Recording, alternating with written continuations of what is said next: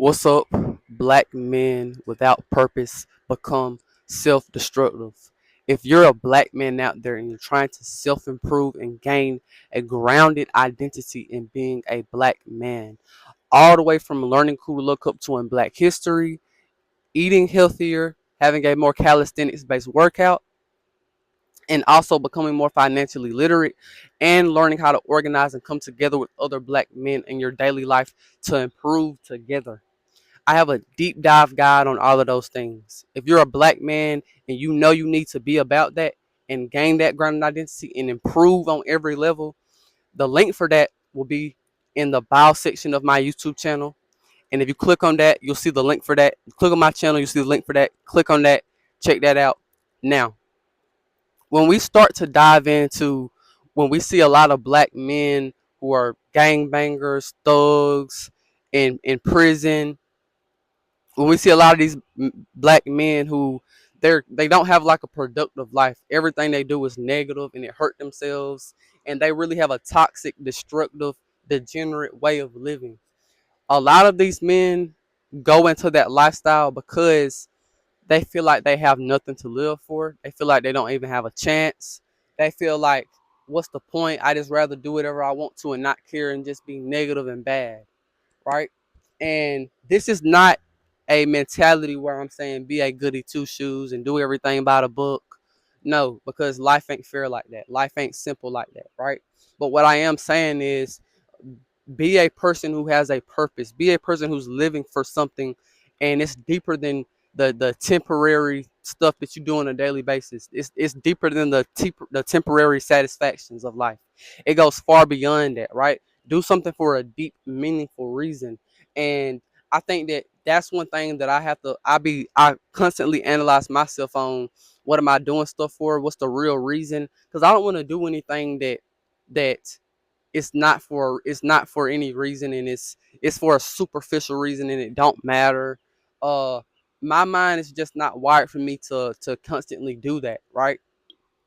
And I don't want to do that simply because I know that life is bigger than that. And obviously the simple pleasures of life are valuable and they're meant to be cherished, but they have to be in they have to be timed right. They have to be in a place where it's going to benefit you. The same way like when you get married and you have kids, or when you get with the woman and all that type of stuff, it has to be timed right. You never want to be in a place where you don't have a structured mentality, where you are, you lack discipline, you lack structure, you lack being productive for yourself. And I think that when you find a lot of men who are self-destructive, they lost that purpose in life. So they lost the will to be disciplined about something. They just rather wake up and do whatever they want to do, right? All the way from if they gonna shoot and kill somebody and be in a gang, and they gonna have 8 different kids, 8 different baby mamas, all this type of stuff. Now, I think that when you have a mentality where you're doing something for a reason and you're doing something to live for something, that's where life is truly valuable, because then you get to create a life that's designated around who you are, and it's in a way where it's always going to reinforce positivity, right? I think that a lot of black men, they have that self-destructive mentality. They have kids, and their kids, like, they literally just pass on the whole mentality to their kids, and they have a horrible relationships. Like when you in that self-destructive mentality, man, it usually comes from when you don't have a purpose, you don't have a will to improve, to get better. You feel like you can't live for anything. That's why a lot of black men, it's guys I've grew up with who are in prison today, because I don't know entirely what's the reason, but a lot of it is probably stemming from wanting to be cool. A lot of it is stemming from uh they have to find their manhood that way. They have to find their masculinity through being a thug, being a gangster, committing crimes, all that type of stuff, right?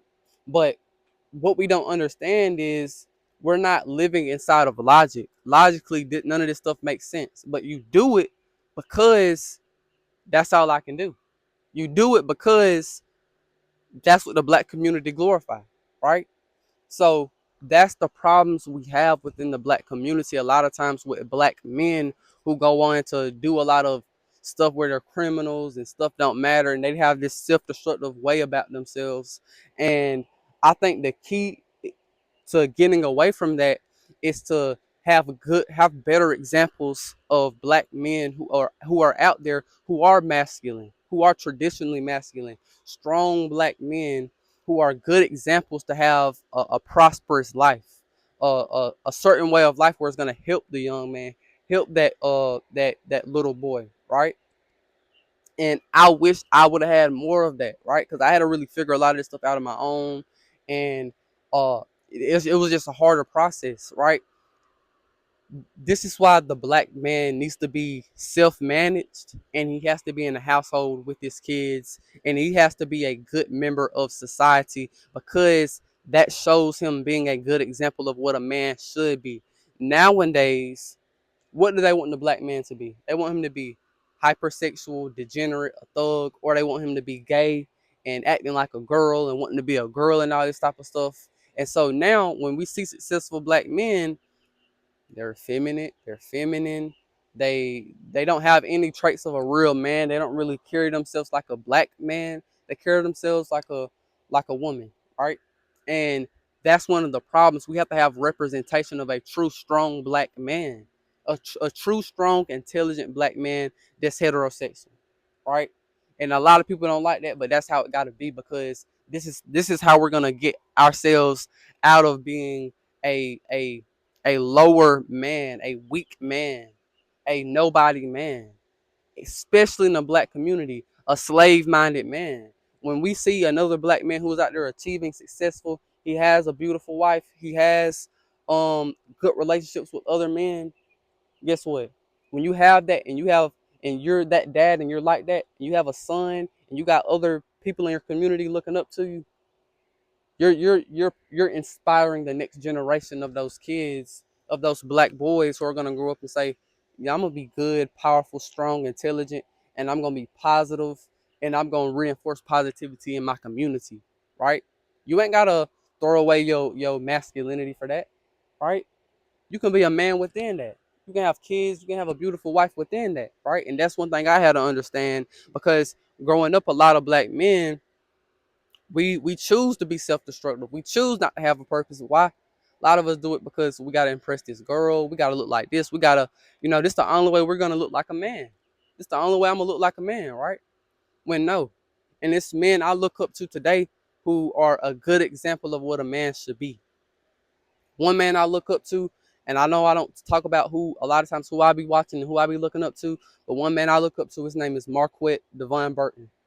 He go by the Saint in the Center. I look up to him in a lot of ways, and um, that's one man that I think a lot of black men need to look into. And yeah, man, that's pretty much all I got to say. Peace out.